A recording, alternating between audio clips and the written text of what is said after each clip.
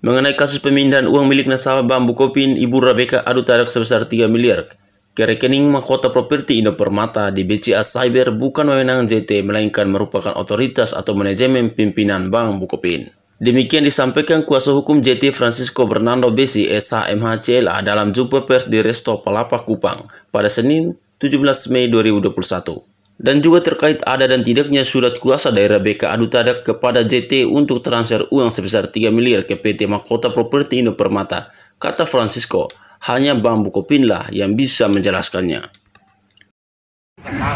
Kita sudah bertemu berkali-kali, tapi karena memang dia ngerti, pertanyaan sederhana, pada saat uang itu berpindah, mengapa Ibu Rebecca yang lebih aktif pergi mendaftarkan diri untuk mengikuti skema dan mengikuti tersebut, dan itu sudah dia setujui, sehingga menurut saya stop lah, jangan terlalu berlebihan bicara hal-hal yang sebenarnya kamu sendiri tahu, jangan pura-pura tidak tahu. Ia pun mengatakan bahwa sebelumnya Rebecca adu tadak dan anaknya Oci Adu sudah mengikuti sosialisasi tentang investasi di PT Mahkota Properti Indo Permata dan mengikuti skema keuntungannya. Dan menurut Sisko, ada bukti rekaman konfirmasi di Bank Bukopin. Bahkan Rebecca adu tadak sudah mendapatkan pembayaran bunga selama 2 bulan. Intinya, beliau tahu apa yang dia lakukan. Bukan ujuk-ujuk uangnya hilang. Tidak.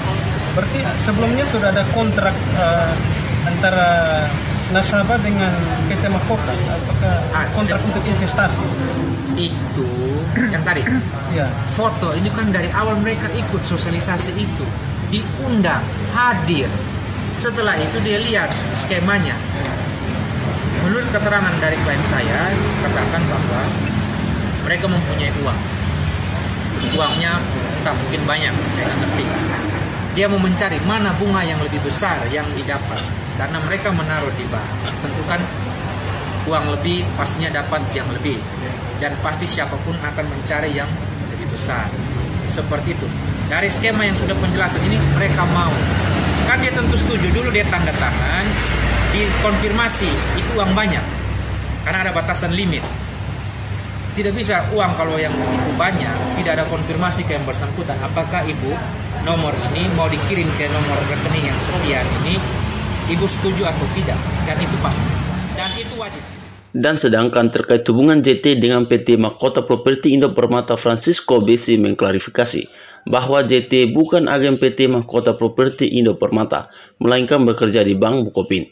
Di PT Mahkota Indo Permata hanya sebagai pekerja lepas. Dan pada kesempatan itu pun ia meminta Rebecca adu tadak untuk menghentikan pemberitaannya di berbagai media terkait dugaan pembobolan rekeningnya sebesar 3 miliar oleh kliennya JT. Uang terkait dengan mereka pergi ke situ, pihak itu jadi ada Ibu Jacqueline, pihak Mahkota, pihak Bukopin, Ibu Rebecca, ada 4. Ini semua tahu bagaimana alur ini bisa berpindah, bagaimana ini bisa berproses, sehingga bukan hanya Ibu Jacqueline, kapasitas dia sebagai itu, dia datang, ada persetujuan dari Ibu Rebecca, lalu proses pemindahannya terjadi karena di bank kan dia sih kecuali kepala bank, dia bukan kepala bank.